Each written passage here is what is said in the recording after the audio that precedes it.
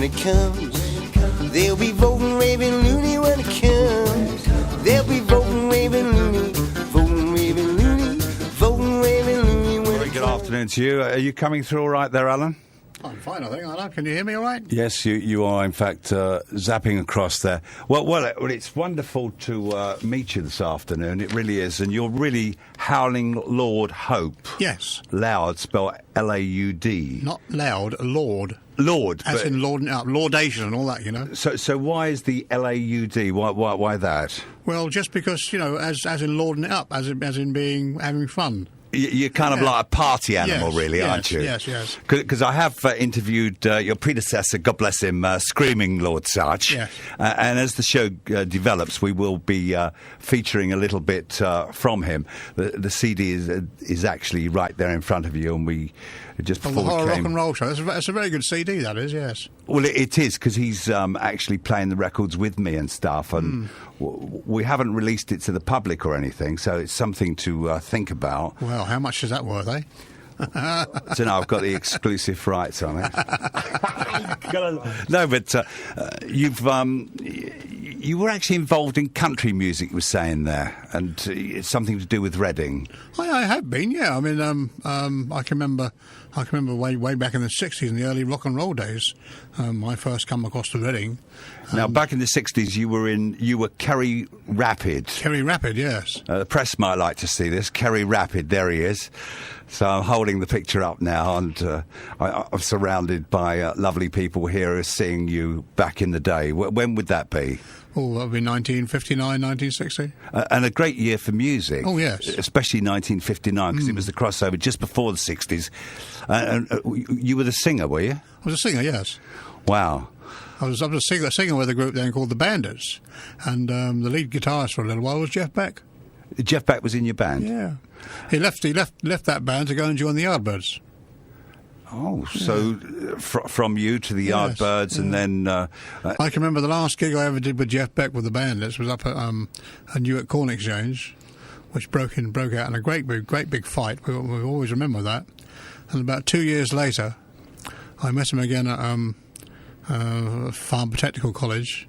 Same show. I was now with a band called the Soul Tones, and the Yardbirds were on, and that also broke out in a great big fight. So the last time we met and the first time we met again, there was two big fights. But that wouldn't be anything to do with Jeff, of course. Oh, no.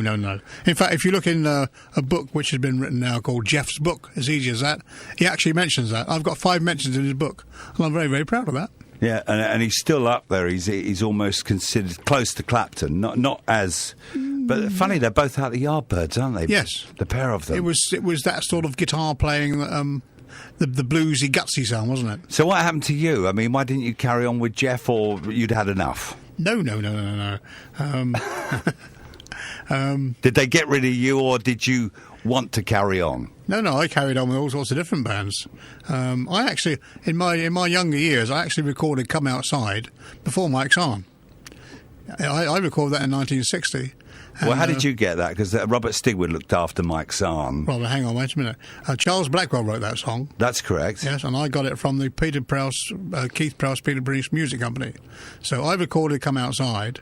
Never thought of putting the girl on, Wendy Richards. It was just an awful, horrible pop song, you know. Little doll, we've been dancing all night long. Yeah. Little doll, yeah. And as you rightly say, Wendy Richards was the one who said, come outside. What for? A little slap and tickle and all that, yeah. That was in 1962, 2 years later. Yes. And that really... so you didn't do it in demo form, you actually made it for real? No, I did it in demo form. I did acetate first. Right. And I guess that Mike Sarr may have given Mike Sarr my acetate to learn it from.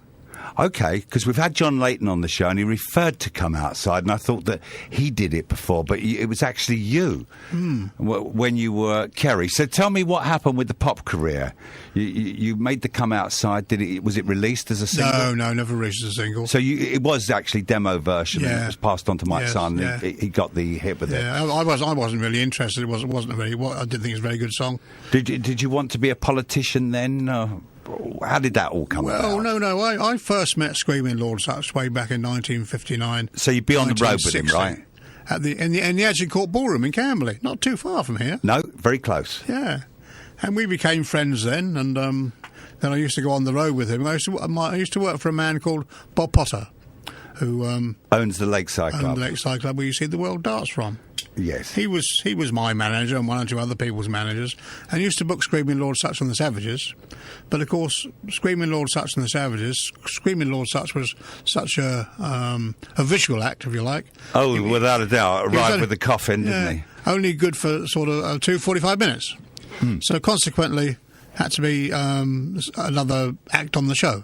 So it could be me as Kerry Rapid. I remember another young singer used to come out with us called Baby Bubbly, a little coloured guy. Alas, he's dead now, but he's very, very good. And we used to go out with Screaming Lord Sutch and the Savages. So a lot of those people who actually played with Screaming Lord Sutch have backed me as well. And, and that's how I first got to know him. And in 1978, when I sort of gave up the music business altogether, I moved down to Devon and bought a big hotel. And I saw in about 1980, I noticed Screaming Lord Sutch was performing in Plymouth. So I phoned up the gig, phoned up the event, and we got talking to each other. Do you remember me? Yes, I remember you, blah, blah, blah. And then he came to visit me in my hotel, the Golden Lion Hotel at Ashburton in Devon. So already you're getting off the pop scene, you're getting more into a hotelier, right? Yes. Okay. And then we talked about this monster raving loony party, and he and I actually founded it in that hotel. Have you got any skeletons in the cupboard, like you've done bad things and everything? Because you do realise that as we speak now, you actually have a chance of getting into Parliament. Because the way this country is, there's so many thousands and millions of floating voters who don't know what they want. And a lot of people don't like Cameron. And we know a lot of people don't like Brown. Well, I went fishing for the floating voter down on the Thames last week, but nobody bit. Well, they both